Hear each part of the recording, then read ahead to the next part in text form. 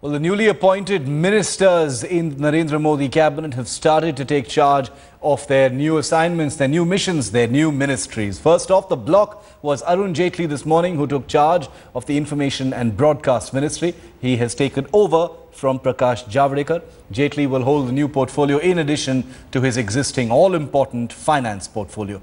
Suresh Prabhu took charge of the Railways Ministry after joining the BJP yesterday and being inducted into the Modi cabinet. He was one of the biggest upsets after he took over from Sadanand Gowda, who's been shifted to the Law Ministry.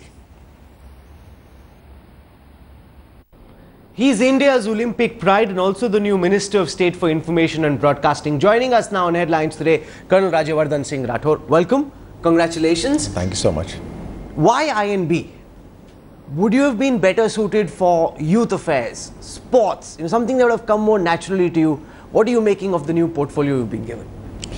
Obviously, that's the prerogative of the Prime Minister, and what he sees, I guess, is the ability to communicate. What he sees is the ability to put in all my energies towards his reaching his vision of India, and I think that's true for all of us in the ministries. Different roles, different sectors. The idea is one. The policies reach down to each and everyone, whether they hear it or they feel it. And number two, we together as a nation move towards somewhere we ought to be. What's the brief that you've been given? You spoke to the Prime Minister, you had a meeting before I came in, also with Arun Jaitley. What is it that the Prime Minister told you? Let's start from there. The bottom line is performance.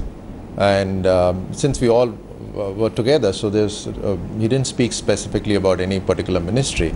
The idea is that each of us are willing to give our best and spend long hours in the office. Every hour counts to adding value to lakhs and lakhs of people, and when you feel that, you are more than willing to work and put in energies in the ministry. No, but what's your brief? How do you intend to change the government's communication policy or work on the government's communication policy? Because the one criticism has been that it's a very one-way policy. It's a one-way street. Lots of handouts, lots of releases, but no real communication. See, in the past, a lot of miscommunication was happening. Even if there was even if the government's prerogative was being put out, it was being disseminated in different words, and therefore the sense was not what was intended. Now, initially when the government came in a couple of months, one of the most important things was to get the economy on track. Our status in the entire world needed to be given a perspective and raised. We had immediate neighbors who we had to deal with. And therefore, at that point of time, the media felt that it's one-way communication, but it was very important to focus there. And the results are visible. In all the three things that I've spoken, there is a difference in the last 4 months. The intention is to communicate. That is the best way forward. And it's a two-way communication. No, but is and there that's a what it's going to realization be. that there's been one-way communication so far, and will there be an attempt to try and change that? No, that's what I'm saying. The perception of the media, because there was a sea change from the past 5-10 years to now, the perception was that suddenly we are unable to control the dialogue. But it's not. That's not the way. That's not the point. The point is that once we've gotten onto the track of moving ahead, it's going to be a lot of feedback coming from you. You are the eyes and ears of the government. And so therefore, you are bringing forth the voice of the people. And there has to be a two-way communication, this is undoubtedly. Okay, let's talk about Rajasthan, where you come from. Despite having 25 MPs in parliament, it still doesn't have a single MP with a cabinet berth. A lot of heartburn amongst the Rajasthan contingent. Not really.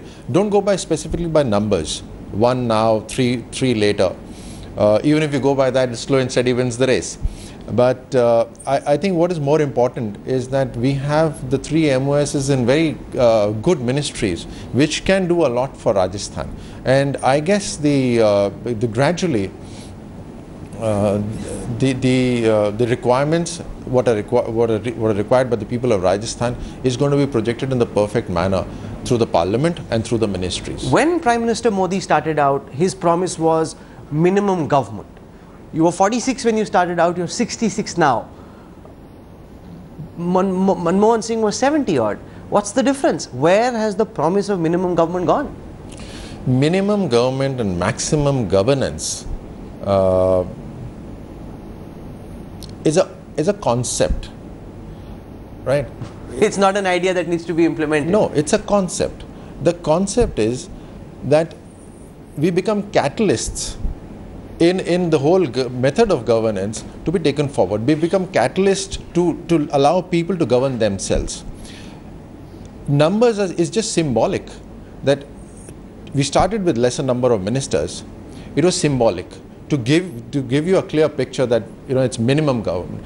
Now with the policies and the direction has been decided, you need more people to implement it, and therefore you need more working hands. But yet the concept remains that the least amount of interference and promotion of self-governance. Would someone like you, who comes from a very strong Olympics background, is a star when it comes to Indian sports, have been happier with the sports ministry? Is that more natural of it? We've all had our experiences in the past, and therefore each one of us, and therefore I've had of the military, I've had of sports. But yet in sports it's always more, it's very critical to be able to analyze, to be able to adapt to the environment. And we've been doing that all through. You have different playing fields, you adapt, you learn from your opponents, right? You're adapting and learning. And therefore one needs to use that IQ, that ability to understand, and use this experience out of the box thought processes and bring it into different ministries.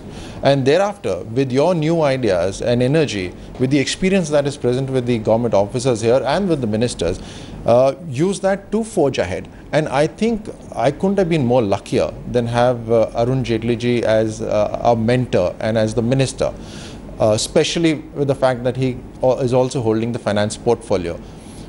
So together with his experience of in the government, of his experience of outside the government, and his ability to use the finance ministry, the information and broadcasting ministry is going to gain the most. Well, you're pressing all the right buttons right now. We wait to see what pressing these buttons ultimately leads to here in the Ministry of Information and Broadcasting. Colonel Rathore, we wish you all the best and thank you very much for speaking to us. Thank you so much.